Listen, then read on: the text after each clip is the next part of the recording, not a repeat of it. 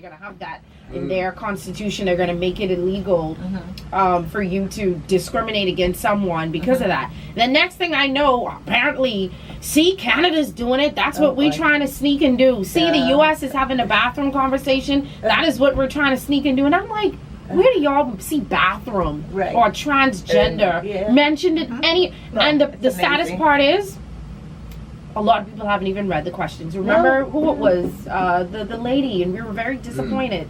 The prominent woman. What was her name? Sawyer. And she said, I haven't even read the questions, but I'm voting no. I mean, duh is right.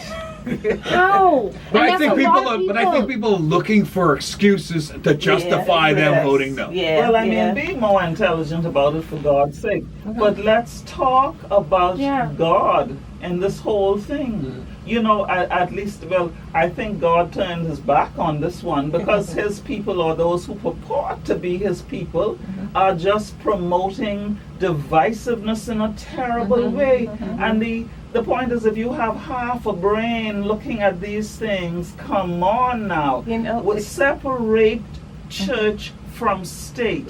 Because if the person is a citizen of this country, whatever they look like, whether they want to dress in dresses or whatever, they are citizens and human beings who are owed, who have the right to basic human rights.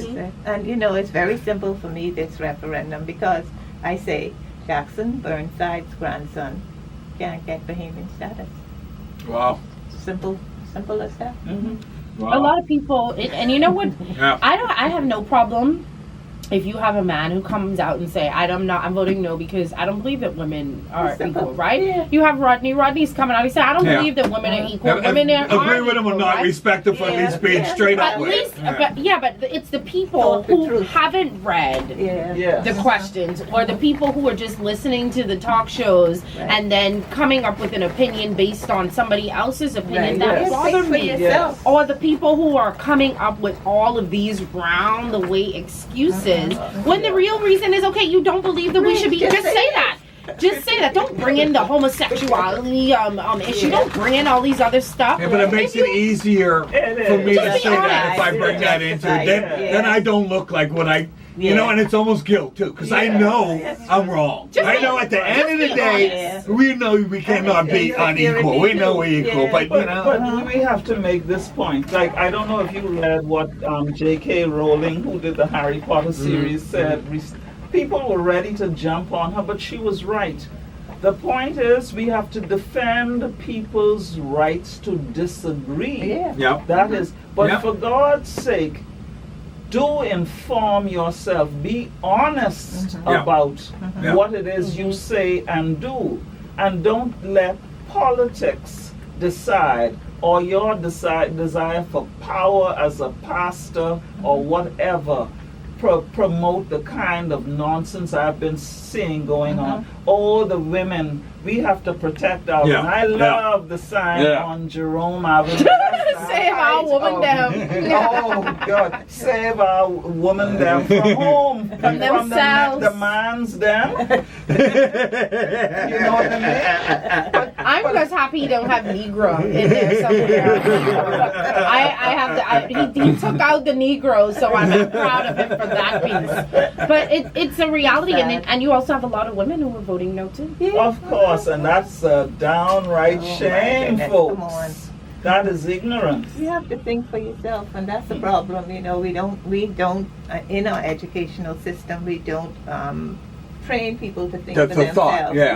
And to debate. You know, and to look at problem solving is terrible for these young people. If it don't match up perfectly, it's a crisis. What do I do now? It's amazing. I'm shocked at some of the things the kids will ask me to help them with. I'm like, well, did you take a logical next step? Right. And did you see the problem here? You tried this. What was the logical next step? You asked me to help you with too, though. So don't just try and blame us now. You asked me to do some things, and I be like, Eddie, really? You're smarter than that. Well, I assume that you're smarter than that. But I get what you're trying to say. My basic point. I get your basic point. Your basic point. Yeah. I think you think it's changing? Because Eddie and I got into a big argument, as we do most mornings, about whether we think I'm working on her, ladies. I'm working I'm working on you. You gotta admit she's gotten better since I got my paws on her. Anyway, right? About whether we think it's changing. And I told him I think it is changing. I think that generation of I'm only listening to my pastor, I'm only listening to the politicians is changing. And you have a lot of young people now that are researching for themselves. And, eventually I told him, and he told me that I live in some sort of utopian land or whatever.